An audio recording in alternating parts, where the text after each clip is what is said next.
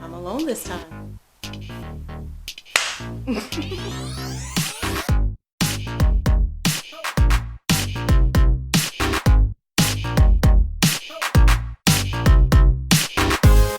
So I'm switching up the formula today.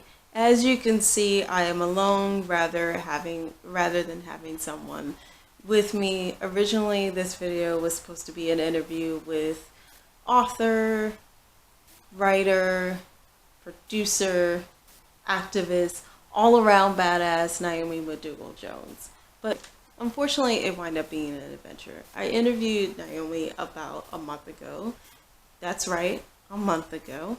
And and what wound up happening, even though this lovely woman and I spoke until my camera ran out, which should have been a red flag that something was about to go down, when I got to the editing process, I realized that everything was tinted red and that most of the sound had cut out, so that it looked like some weird artistic student film.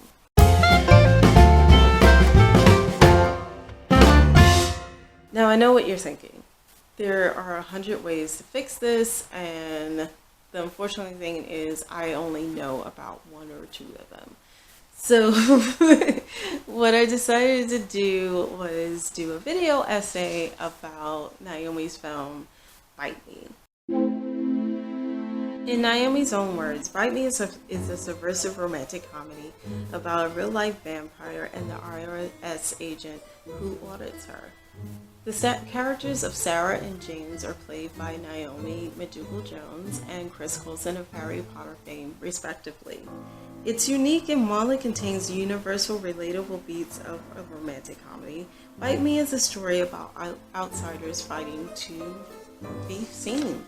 Personally, I would argue that Bite Me offers something more, a more feminine perspective, if you will. A heroine's journey, if you want to think about it. A film in which both Sarah and James go on a journey to embrace their power as individuals in order to come together as a couple. Said before, Bite Me contains all the beats of a romantic comedy. You know, the same old story. Vampire meets boy, boy becomes enthralled with the vampire's lifestyle. Meanwhile, vampire learns that she has a heart after all. Only for boys to have the post-nut clarity of, oh my god, I am dating a vampire. Chaos ensues, the peasants revolt, but the day is saved story. And that's okay. I love romantic comedies that aren't afraid to feature, you know, love. When the film ends, you get the sense that there will be obstacles and there will be problems, but that these are two people who will not only face them, but can go off in the same direction together.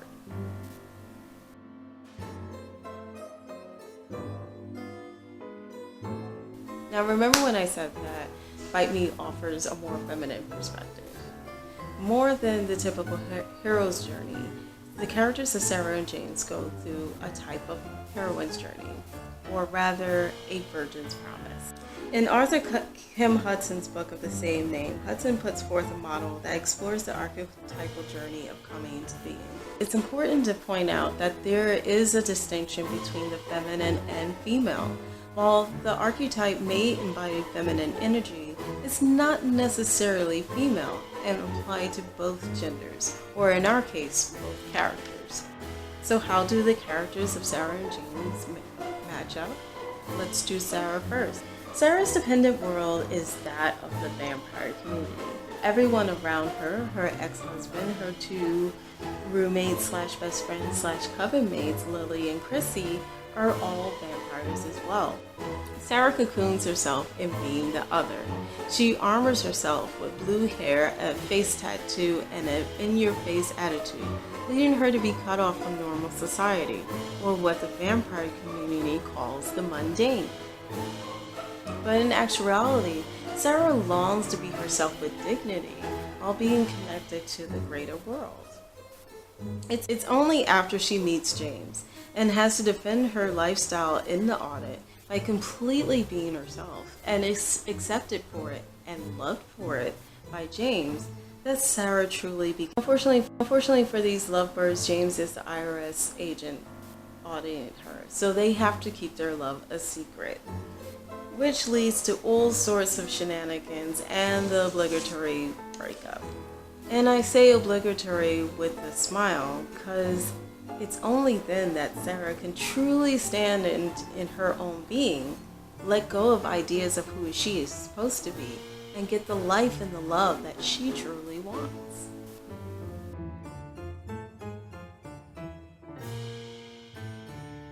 Later, Naomi McDougall Jones has said that Bite Me was my attempt to update the romantic comedy genre, to bring the best part of those giddy, heart-clenching, joyful films of the 90s like Notting Hill and When Harry Met Sally, by grounding it in the cynicism and reality of the modern age. So far on our scoreboards, the character Sarah fills in a majority of the points on the scoreboard. But it's actually the character James who fills in the rest of the gaps. The virgin archetype is applicable to both genders equally, and as James falls deeper in love with Sarah, it allows his internal sense of self to flower as well. In the vampire world, James is what's known as a mundane, or muggle for you cross-watchers. Just meet James, he is mundane in every sense of the word. He lives a life made up of neutrals, order, and conformity. His life consists of a lifeless office job, and he lives with his Bible-thumping maternal co-worker by the name of Babe. James is terrified that people won't like him if he reveals hidden parts of his personality that he deems too weird. It's only after starting to fall for Sarah and attending a vampire ball with her that he has the absolute freeing revelation that he could do absolutely anything in that room and wouldn't be the weirdest person, that he actually starts to a unique feminine point of view. Bite Me is a subversive romantic. Creator Naomi McDougall Jones wanted to write a romantic story in which the heroine wasn't fixed at the end, or was there simply in service of the male lead. In the end, Sarah is a vampire in love with a boy, and James is a boy in love with a vampire. The couple will face prejudice and the problems of the two worlds of the vampire and the mundane colliding, but these two decide to take the leap anyway. And isn't that what love is all about?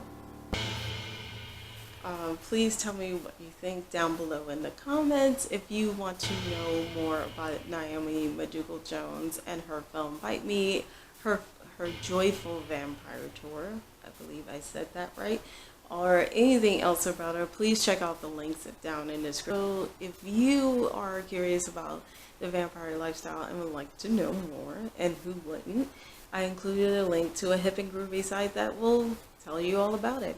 A special thanks to Naomi McDougall Jones, and I will see you guys later.